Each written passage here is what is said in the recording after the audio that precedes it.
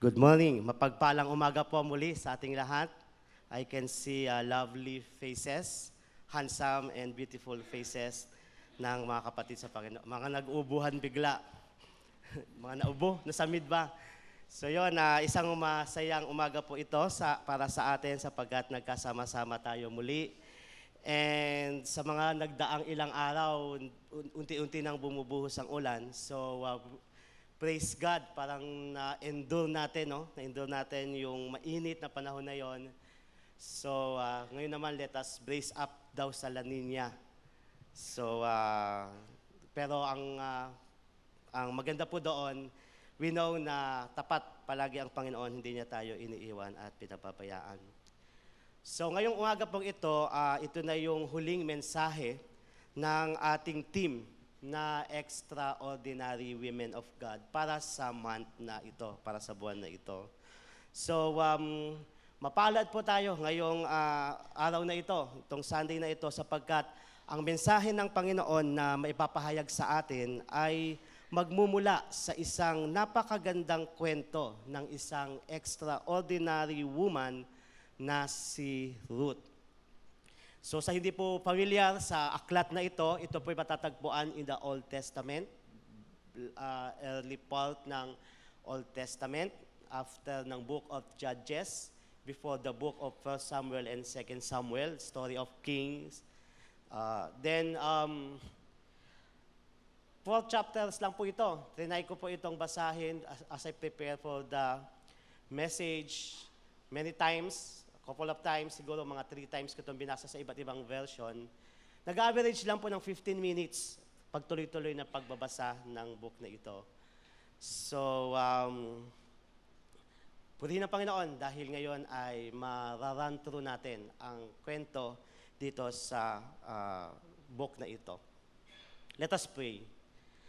Lord God, salamat dahil sa umagang ito, pinagtipon-tipon niyo po muli kami upang sumamba sa iyo at maranasan ang iyong presensya. We know, Lord God, that there is always joy in your presence. There is always blessings, Lord God, to answer your command for us to worship you, to be there, O God, sa time ng pagsasama-sama ng iyong mga anak. So Lord God, this morning, allow us to have open hearts and open mind na willing to listen sa iyong salita.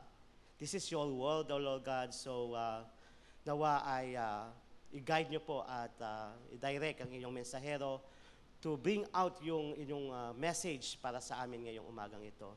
And may the Holy Spirit work sa puso ng bawat isa sa amin, maging sa aking pananalita.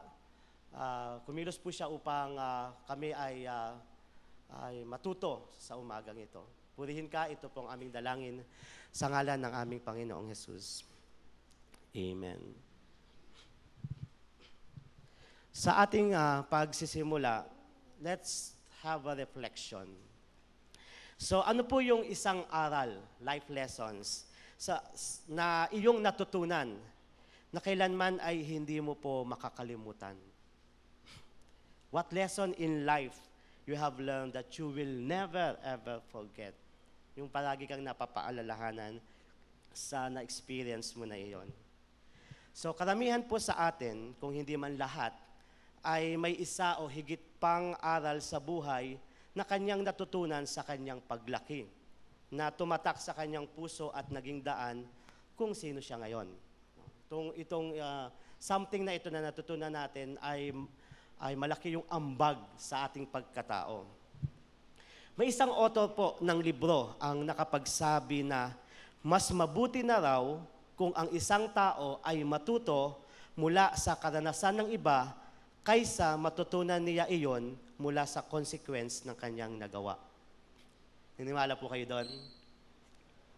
May point naman, di po ba?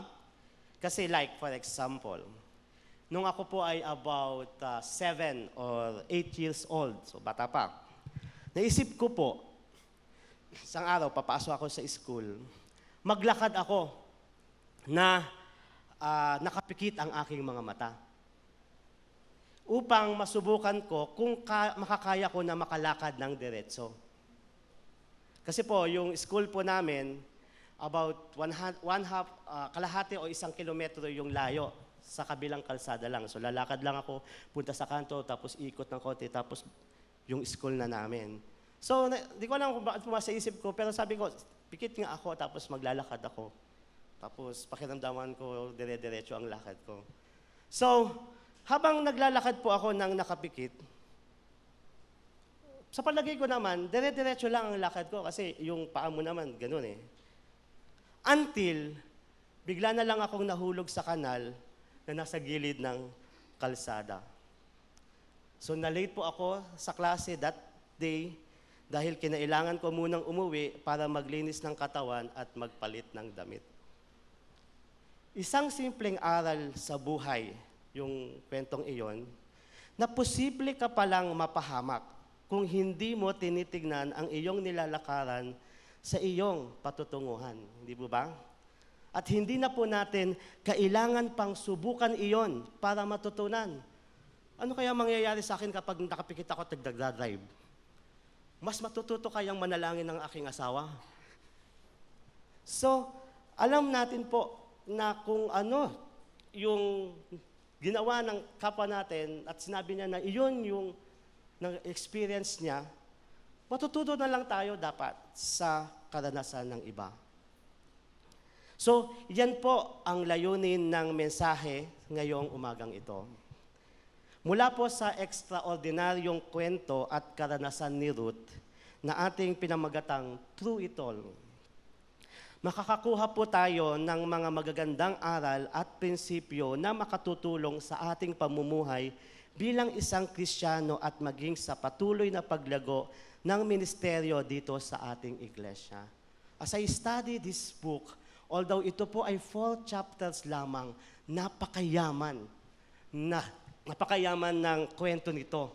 Every sequence, mayroon talagang malalim na lesson. Kaya napakagandang pag-aralan. So, para po makita natin ang sinasabi ko po at yung setting ng malapelikulang kwento ni Ruth, basahin po muna natin yung chapter 1, verses 1 to 5 ng kanyang aklat. So, galing po ito sa Good News Translation. Long ago, in the days before Israel had a king, there was a famine in the land. So a man named Elimelech, who belonged to the clan of Ephrath and who lived in Bethlehem in Judah, went with his wife Naomi and their 2 sons, Mahlon and Chilion, to live for a while in the country of Moab. While they were living there, Elimelech died, and Naomi was left alone with her 2 sons, who married Moabite women, Orpah and Ruth. About 10 years later, Mahlon and Chilion also died, and Naomi was left all alone without husband or sons.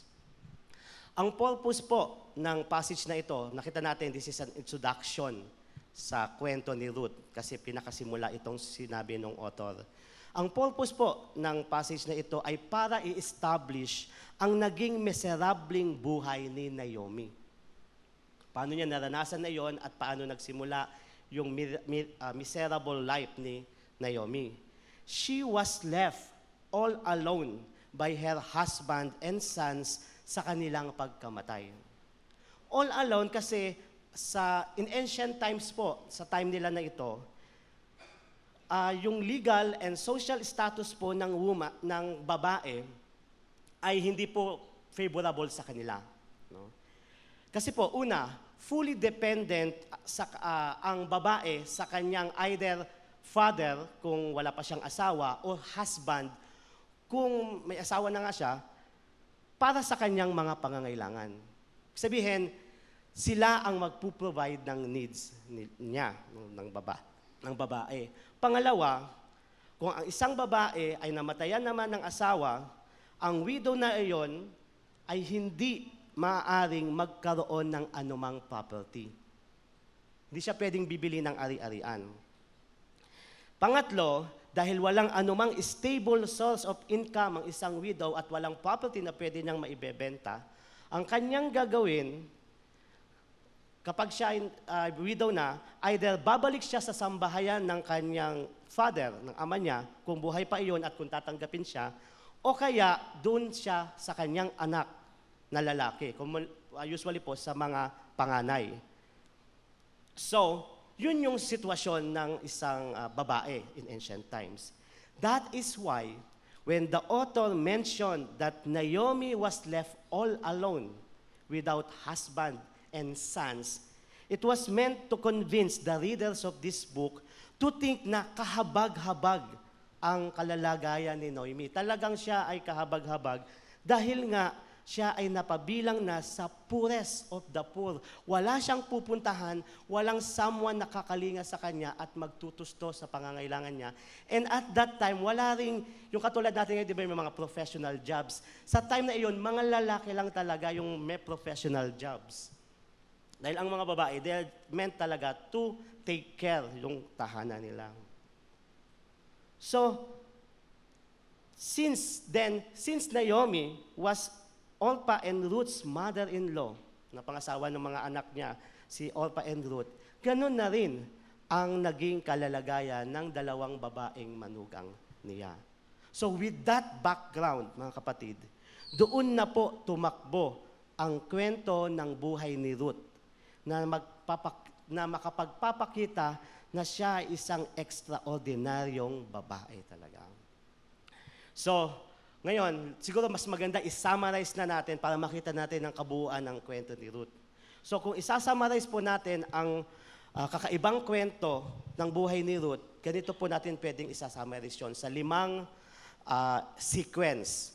Una, yun nga, patay na yung asawa at mga anak ni Ruth, naiwan na lang sa kanya, ni Naomi, naiwan na lang sa kanyang dalawang manugang niya.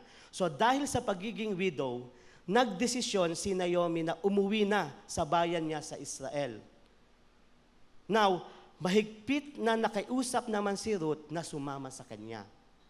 Then, yun ang isang sequence. Pangalawa, nang si Ruth ay nasa Israel na at namumuhay kasama ang kanyang biyanan, si Naomi, naghanap siya, si Ruth, ng isang bukirin na mayroong gumagapas kung saan pwede siyang makipulot ng mga nahulog na uhay para sa iyon ang magiging kanilang pagkain sa araw-araw. So di ba mayroong mga gumagapas, tapos yung wheat and barley na kanilang inaani, pag kinuha nila yon, may mga nagkakalaglag. So according sa Jewish law, iwan na lang nila yon para sa mga widow. Pulutin ng mga widow sa kanila na yon. So, doon po sila, sa ginagawa na iyon ni Ruth everyday, doon sila nagkatagpo at nagkakilala ni Boaz, na malapit na kamag-anak pala ni Naomi. Pangatlong sequence, dahil na rin sa udyok ni Naomi, lumapit si Ruth kay Boaz upang hilingin na sagipin sila sa kahabag-habag nilang kalalagayan. So, base po kasi sa kultura ng Israel, ang pinakamalapit na male relative ang magsisilbing, tawag nila, kinsman redeemer ng isang babaeng balo. So ano ba ang kinsman redeemer? Yun ay someone who is tasked or given a privilege or responsibility by the law, by the Jewish law, to act on behalf of a relative who was in trouble, danger, or need. Israelites law pala, yung Pentateuch yung sasabi ko. So pang-apat, malugod naman na tinanggap ni Boaz ang hiling na iyon ni Ruth. Kaya inasikaso niya ang lahat ng legal na pamamaraan sa pagre-redeem sa kanila. Then, pinakasalan niya si Ruth at sila ay nagkaanak ng isang lalaki. Then panghuli, Obed ang ipinangalan nila sa kanilang naging anak. Sino si Obed? Si Obed ang tatay ni Jesse. Sino si Jesse? Si Jesse ay nagkaroon ng mga anak, at isa doon ay si David. At si David, doon nang galing, sa lahi na iyon, si Jesus. So that's the story of Ruth. It could be a simple thing, Kapag isa-summarize, but when you read it, wala pelikula ang kwento. So sa 5 bahagi po na ito ng kwento ni Ruth, ay may mahalagang aral na nakapaloob na nais po nating makita para sa atin ngayong umagang ito. At gaya po ng nabanggit natin kanina, ito po ay upang hikayatin ang lahat ng mga makakapakinig ng mensahe na ito ng Diyos na hindi lang po ma-inspire tayo sa kwento ng buhay ni Ruth, kundi isagawa rin natin ang aral na matututunan natin mula roon. So ano po yung aral na tinutukoy natin? So basahin natin ang Ruth chapter 1, 6 to 18. So ngayong umagang ito, since this is a short chapter lang naman, may enjoy natin yung Bible reading. So, 6 to 18. Ito po ang makapagpapakita sa atin yung aral na tinutukoy natin. Sometime later, Naomi heard that the Lord had blessed His people by giving them good crops. So she got ready to leave Moab with her daughters-in-law. They started out together to go back to Judah, but on the way, she said to them, "Go back home and stay with your mothers. May the Lord be as good to you as you have been to me and those who have died. And may the Lord make it possible for each of you to marry again and have a home." So Naomi kissed them goodbye, but they started crying and said to her, "No, we will go with you to your people. You must go back, my daughters." Naomi answered, "Why do you want to come with me? Do you think I could have sons again for you to marry? Go back home, for I am too old to get married again. Even if I thought there was still hope, and so got married tonight and had sons, would you wait until they had grown up? Would this keep you from marrying someone else? No, my daughters. You know that's impossible. The Lord has turned against me, and I feel very, very sorry for you." Again, they started crying. Then Orpah kissed her mother-in-law goodbye and went back home. But Ruth held on to her. So Naomi said to her, "Ruth, your sister-in-law has gone back to her people and to her God. Go back home with her." But Ruth answered, "Don't ask me to leave you. Let me go with you. Wherever you go, I will go. Wherever you live, I will live. Your people will be my people, and your God will be my God.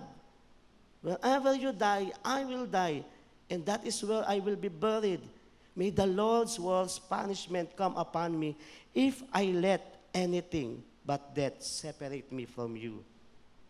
So when Naomi saw that Ruth was determined to go with her, she said nothing more. Ganda ng kwento, hindi po ba? So dito po sa text na ito, makikita na natin yung important lesson na gusto nating makatch ngayong umagang ito. And that is, ang katapatang loob sa Panginoon ay tiyak na makakatanggap ng gantimpala. Faithfulness in the Lord is always rewarded.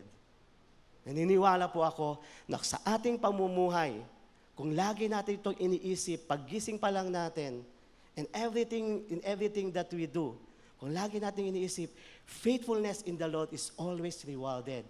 It will make your life something wonderful. So to clarify this point, establish muna natin ang faithfulness ni Ruth. Kasi nga, faithfulness in the Lord. So, now, yun, sa pag-uwi po ni Naomi sa Israel, ninais niya na magpaiwan na lang sina Orpah at Ruth sa Moab, yung dalawang manugang niya, dahil iyon ang higit na makabubuti sa kanila. Sa surface, sa unang pagtingin. So that is out of Naomi's kindness sa dalawa niyang manugang.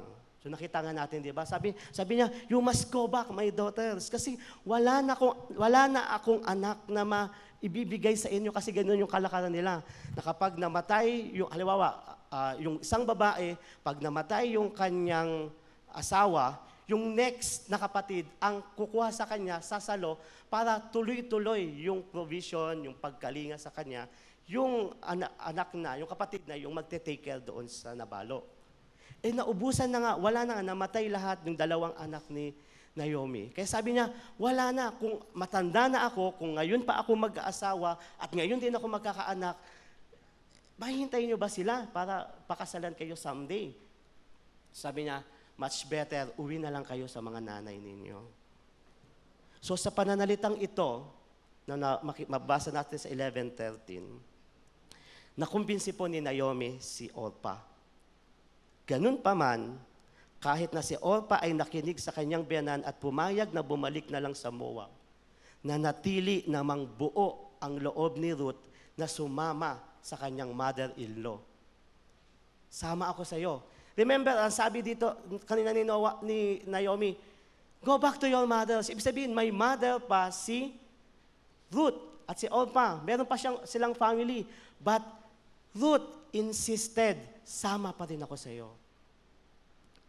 Iyon ay nagpapakita ng kanyang loyalty at commitment sa kanyang mother-in-law, kay Naomi. So ganito po ang sinabi ni Ruth sa verses 16 and 17.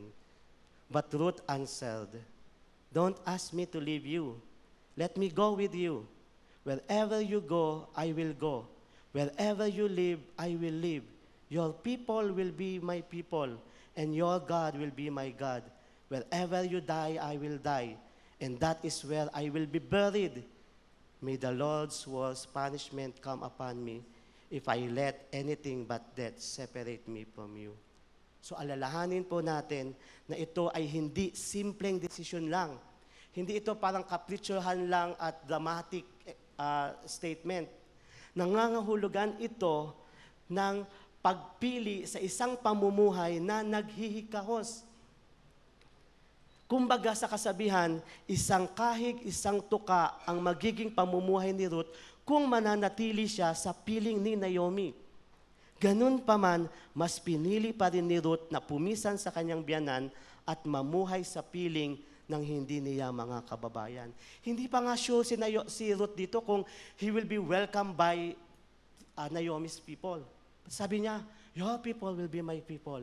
Your God, He will be my God. Kaya po, nagpapakita ang kwento na ito ni Naomi, ni Ruth, ng isang mahalagang aral na magandang ating matutunan at maisagawa rin. Real life lesson na ang tunay na ibig sabihin ng faithfulness, loyalty, and commitment in the Lord ay complete and total allegiance sa Panginoong Diyos. Wala nang ibang pinipili maliban sa Kanya at wala na rin iba pang mas mahalaga at mataas kaysa Kanya. Para po kay Ruth, it's either to live with her fellow Moabites or to live with Naomi and her Israelites people. Also, it's either to serve and worship the gods of Moabites and her real parents, or the God of Naomi and the Israelites. Alam ni Ruth na ang pagsama niya kay Naomi ay pagtakwil din niya sa kanyang mga kababayan at sa nakagisnan niyang kaugalian at pamumuhay. This is something different, something new ang gustong maranasan ni Ruth. Malinaw din sa paniniwala ni Ruth na hindi maaaring manatiling Panginoon niya ang Diyos-Diyusan ng mga kababayan niya, Chemosh. Mahirap i-pronounce yung primary god ng Moabites. No?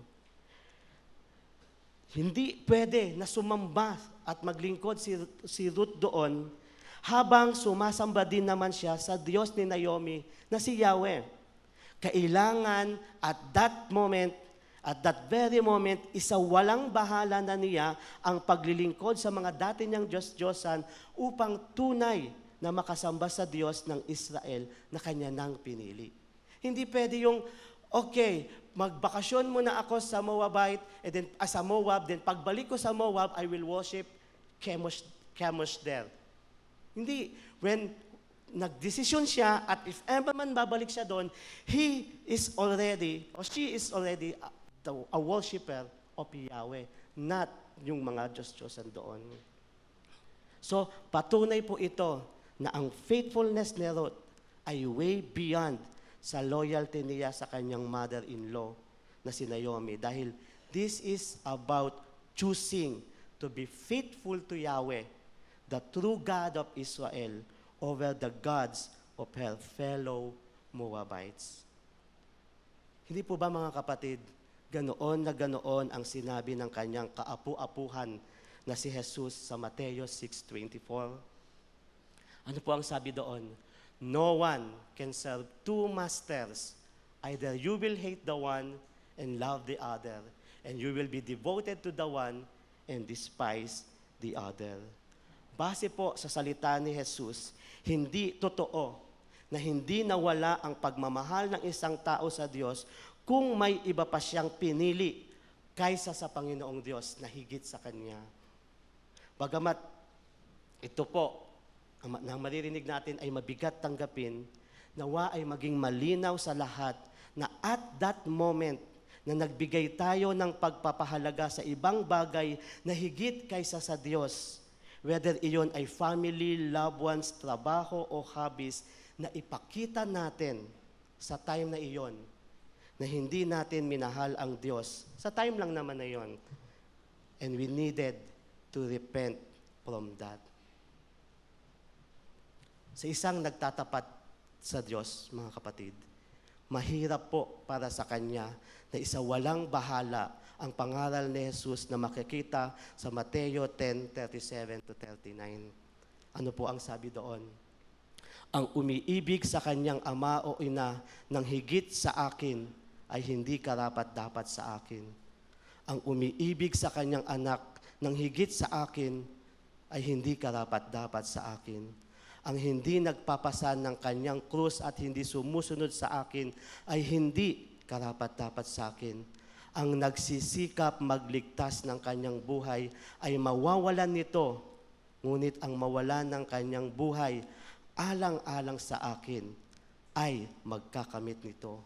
Ito po ay diretsahan at malinaw na pagpapahayag ni Jesus kung anong uri ng faithfulness, loyalty at commitment ang inaasahan niya mula sa lahat ng mga Kristiyanong nananampalataya sa Kanya. So that is why bilang isang iglesia, ang ating paningin, whether you are still a simple member or you are already a leader, ito yung palaging pumapasok sa isip natin at hindi natin pwedeng pagtakpan. Laging pumapasok sa isip natin, whenever we see a brother or sister, or whenever we see our life na nagiging higit na ang pagmamahal natin sa ating trabaho kesa sa Diyos in everything about God, or kapag nagkakaroon na tayo ng ginagawa na mas lumilitaw na priority natin yon kesa ang Diyos. Ang sabi ni Jesus, hey, I believe you are my follower, but you are beginning to reject me. That action, that way of life, nagsisimula ka ng bumalik to be unbeliever. Reminder, rebuke, correction. Stop that. So po, kaya po, tunay nga na ang great-great-grandmother ni Jesus na si Ruth ay nakapagpakita ng genuine faithfulness in the Lord dahil walang anumang reserbasyon o pag-aalinlangan niyang pinili ang Diyos sa buhay niya. Higit pa sa kanyang pamilya, higit pa sa kanyang ina, o higit pa sa kanyang sarili. Hindi nga ba siya ay tunay na ekstraordinaryong babae na dapat ay ma-inspire tayo at sabihin natin, I want to be like her. Matularan natin siya, nating mga sumasamba din sa Diyos, sa kung paano ba ang tunay na pagiging faithful, loyal at committed sa Panginoon.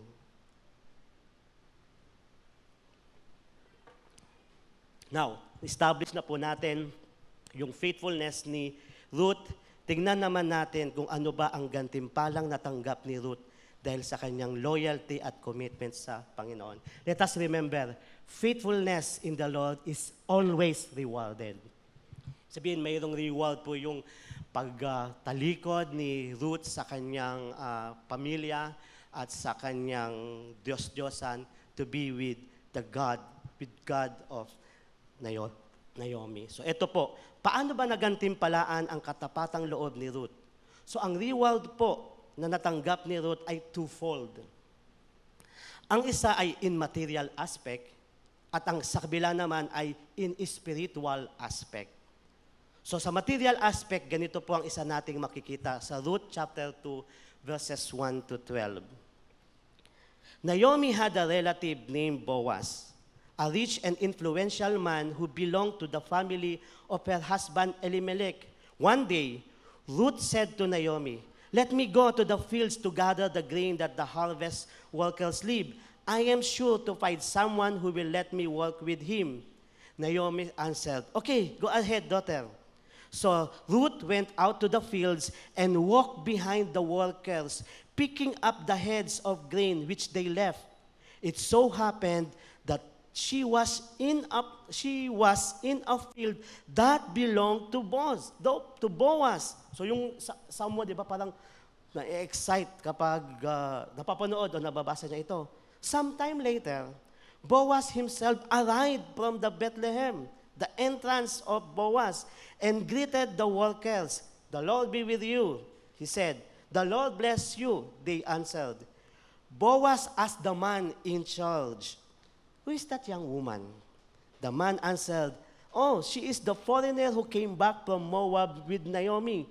She asked me to let her follow the workers and gather grain. She has been walking since early morning and has just now stopped to rest for a while under the shelter." Oh, then Boaz said to Ruth, "Let me give you some advice. Don't gather grain anywhere except in this field. Walk with the woman here. Watch them to see where they are reaping and stay with them. I have ordered my men not to molest you. And whenever you are thirsty, go and drink from the water's jar that they have filled." Ruth bowed down with her face touching the ground and said to Boaz, "Oh, why should you be so concerned about me? Why should you be so kind to a foreigner?"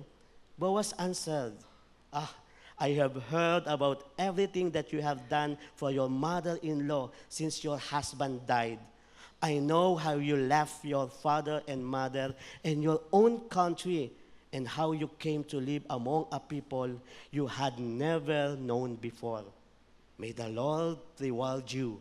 May the Lord reward you for what you have done. May you have a full reward from the Lord, God of Israel, to whom you have come for protection." Experience nyo na ba yung magbasa kayo ng Bible na naiiyak kayo sa nababasa ninyo? This is a kind of story that when you engage, yung sinasabi natin na when you swim in the Bible, you can really feel the emotion, the beauty of the story. So sa pangyayari pong ito, kung saan na ipakita kung paano unang nagkakilala sina Ruth at Boaz, na iparanas po kay Ruth ang kindness na nararapat sa mabuting manugang na tulad niya. Ano yun? Malaya siyang makakakuha ng mga kailangan nilang pagkain sa bukirin ni Boaz. Ibig sabihin, mayroon na silang stable sustenance tuwing panahon ng paggapas. Praise God, di po ba? Answered prayer. Iginawad ni Boaz ang pahintulot na iyon bilang pagkilala sa katapatang loob, faithfulness ni Ruth. Dahil ang sabi nga niya sa verse 11, "Nabalitaan ko," sabihin, hindi ito nalihim, "ang lahat ng ginawa mo sa iyong biyanan mula nang mamatay ang iyong asawa. Alam ko ring iniwan mo ang iyong mga magulang at sariling bayan upang manirahan sa isang lugar na wala kang kakilala." So dahil sa loyalty ni Ruth, nalugod sa kanya si Boaz, kaya hinayaan niya siya na manguha na lang ng mga uhay sa kanyang bukirin hanggat may makukuha siya. So yun po yung isang material reward. Isa pa, next. Sa chapter 4, verses 13 to 17, later part ng book, ganito naman ang nabanggit tungkol kay Ruth. Napangasawa nga ni Boaz si Ruth, yan, so advance yun, napangasawa ni Boaz si Ruth, at iniuwi sa kanyang tahanan. Pinagpala ni Yahweh si Ruth, kaya't ito'y nagdalang tao at nanganak ng isang lalaki. Sinabi ng kababaihan kay Naomi, purihin si Yahweh, binigyan kaniya sa araw na ito ng isang apo na kakalinga sa iyo. Maging tanyag nawa sa Israel ang bata. Maghatid nawa siya ng kaaliwan sa puso mo at mag-alaga sa iyong pagtanda. Ang mapagmahal mong manugang na nagsilang sa bata ay higit kaysa 7 anak na lalaki. Kinuha ni Naomi ang bata, magiliw na kinalong at inalagaang mabuti. And then the wonderful statement, siya'y tinawag nilang Obed. Ipinamalita nilang nagkaapo ng lalaki si Naomi. Si Obed ang siyang ama ni Jesse, na ama naman ni David. Yung mga first time nakabasa nito, our King David siya, si Ruth pala ang great-grandmother. So dahil sa katapatang loob ni Ruth, bagamat biologically siya ay hindi Israelita, naparangalan naman siya na maging great-grandmother ng naging greatest king of Israel na si Haring David. What an honor natanggap ng someone who is a foreigner.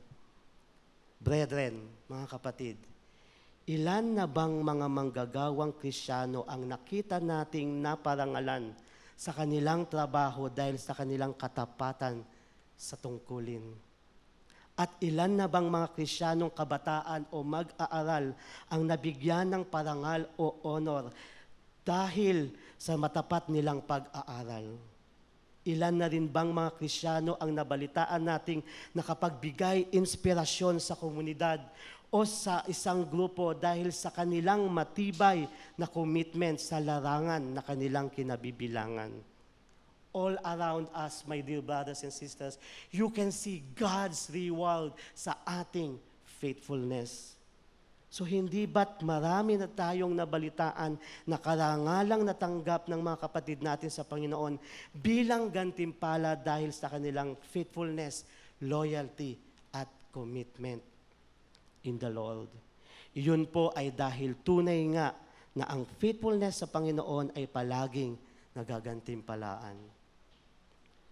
Now, papaisip po tayo, maliban sa material na bagay, mayroon pa bang higit na mas magandang gantimpala na matatanggap ang faithfulness in the Lord ng isang tao? O yung matatanggap ang faithfulness in the Lord ng isang tao? Yes, mayroon po. Iyon po ay ang spiritual aspect of the reward of faithfulness. Balikan natin po yung sinabi ni Ruth sa kanyang mother-in-law noong kinukumbinsi siya ni Naomi na magpaiwan na lang sa Moab.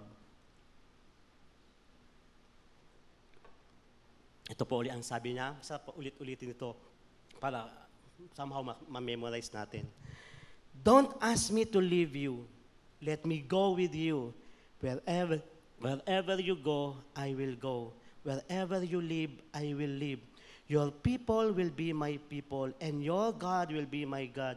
Wherever you die, I will die, and that is where I will be buried. May the Lord's worst punishment come upon me if I let anything but death separate me from you. Ito po ay isang matapang at outspoken statement of faith. Isa itong pahayag ng someone who has truly experienced is spiritual conversion. Ang pangyayari pong ito, di ba, ang sarap sumama sa mga sharing of the gospel, yung mission crusade. Pero itong pangyayari pong nababasa natin na ito ay isang soul winning in real life action. Hindi natin alam kung anong pamamaraan ang ginawa ni Naomi. Di ba nag-isip tayo, anong ginawa pinakain ni Naomi kay Ruth? Bakit ganyan na lang? Iiwanan niya yung kanyang family. At yung future niya, willing siya na maghikahos kasama ni Naomi. So, pero malinaw din naman po dito, base sa attachment kay Naomi ni Ruth, na naipakita niya sa kanyang daughter-in-law kung paano ba namumuhay ang isang Israelita. Yun marahil ang nakita ni Ruth sa kanya. For 10 years, sa loob ng 10 taon, nakita ni Ruth kung paano sumamba at maglingkod si Naomi sa Diyos ng Israel. At naikumpara niya yon kung paano sumamba yung mga taga-Moabita at kung paano iniisip nila na binibigyan sila ng pagpapala ng Diyos-Diyosan nila. Dahil siguro, marahil, most probably, sa the way of life ni Naomi, sa kanyang faithfulness sa God, Naomi won her over because of it. Kaya, nang dumating ang pagkakataon na sinabi ni Naomi kay Ruth na, we need to separate, my daughter, Ruth could not accept it. Ruth wanted to remain committed and faithful sa kanyang mother-in-law dahil ayaw na niyang mapalayo pa doon sa nakita niya na iyon, the way of life, kung paanong sumasamba kay Yahweh, sina Naomi. Kaya po, nagantimpalaan iyong commitment and faithfulness na iyon ni Ruth ng isang pahayag na nagpapakita ng malinaw na spiritual conversion. Hindi ka magdududa. Wherever you go, I will go. Wherever you live, I will live. Your people will be my people, and your God will be my God.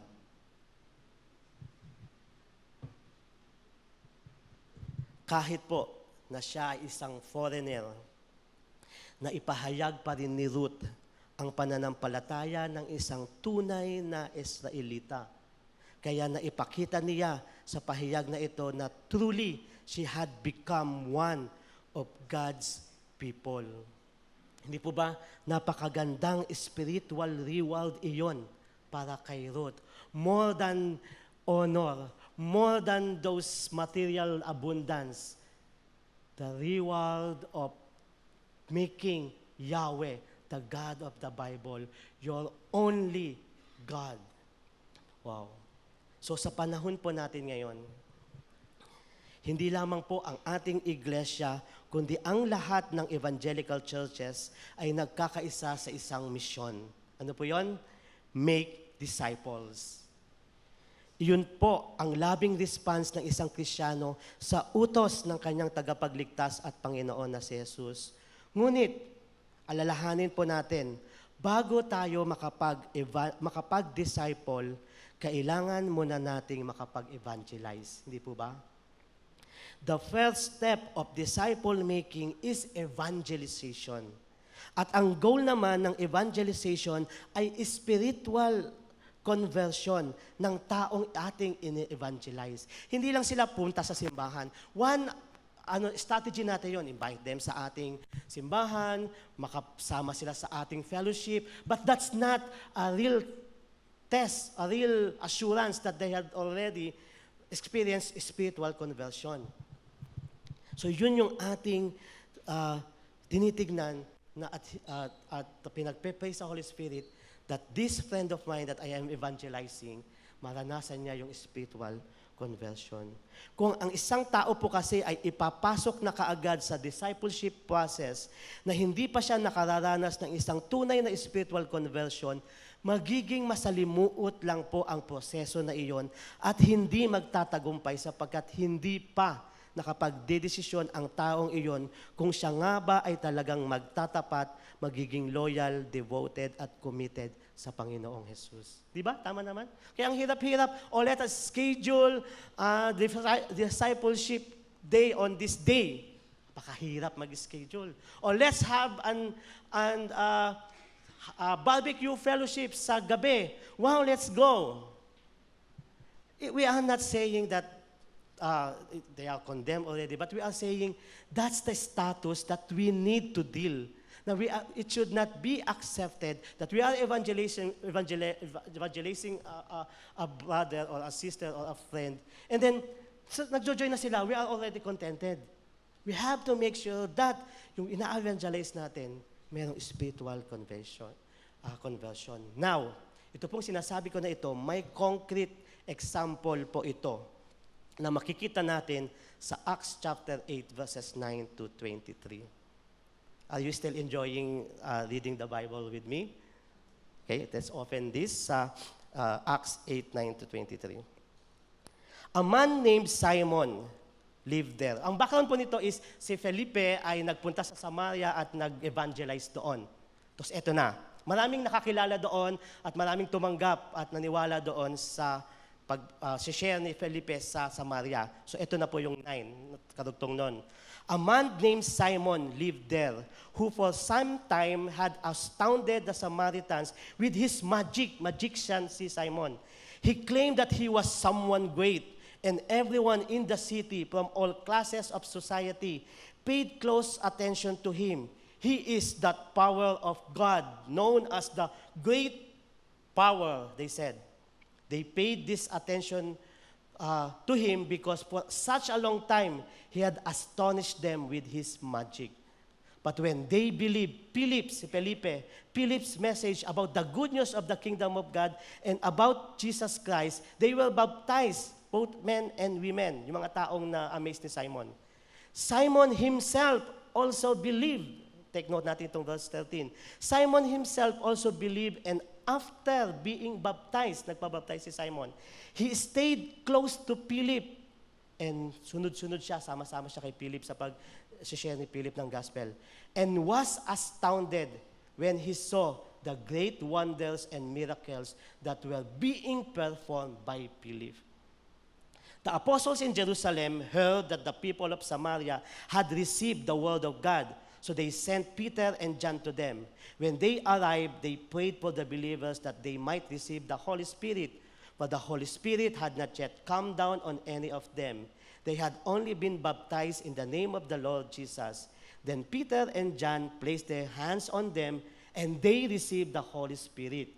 Simon saw that the Spirit had been given to the believers when the apostles placed their hands on them. So he offered money to Peter and John and said, "Give this power to me too, so that anyone I place my hands on will receive the Holy Spirit." But Peter answered him, "May you and your money go to hell, for thinking that you can buy God's gift with money. You have no part or share in our work because your heart is not right in God's sight. Repent then of this evil plan of yours and pray to the Lord that He will forgive you for thinking such a thing as this. For I see that you are full of bitter envy and are a prisoner of sin." Nakita po natin sa pangyayaring ito na darating ang isang sitwasyon sa buhay ng isang taong nagsasabing siya ay mananampalataya ni Kristo o ng Diyos, na matetest ang truthfulness ng kanyang conversion, gaya ng nangyari dito kay Simon.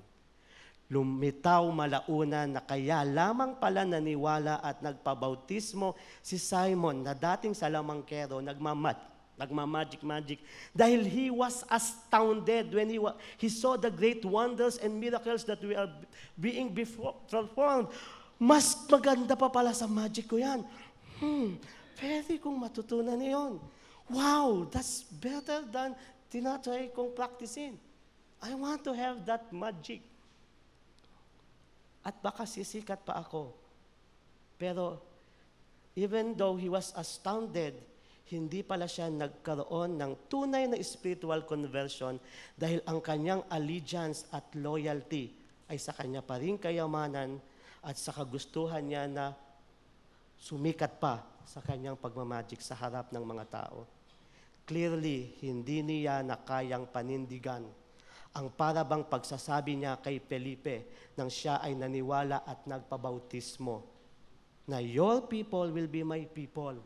I too would be a Christian following Jesus. So your Lord Jesus Christ will be my Lord too. There was no true conversion na nangyari kay Simon because there was no true faithfulness to that commitment, sana walang loyalty and commitment in the Lord mula sa Kanya. Mga kapatid sa Panginoon, hindi ba kayo nalulugod at feeling blessed na, wala nang makakataas pa na blessing dahil kayo ay nakaranas na ng tunay na spiritual conversion? Na ikaw ay nahango na mula sa madilim na nakaraan at napalaya na mula sa pagiging bilanggo ng kasalanan. Wala nang more than blessings na hinahanap tayo at inaasam-asam. Other than that, spiritual conversion ng aking puso at kaluluwa to be real follower of the Lord Jesus Christ. Na tayo po ay wala na sa pagkakaalipin sa kasalanan. Ang spiritual conversion na ito ay maituturing nating isa sa ating greatest rewards dahil sa ating pagiging faithful, loyal, devoted, at committed sa Panginoon. Kumbaga, hindi na tayo makakaramdam ng anumang sakit sa kalooban kapag whenever we do things sa buhay na ito because we know we are faithful, committed, loyal sa ating Panginoon. Yes po, there are times na nagkakasala pa rin tayo. We still fall into temptation. May ilang pagkakataon pa rin na nagkukulang tayo ng faithfulness, loyalty at commitment sa Panginoon.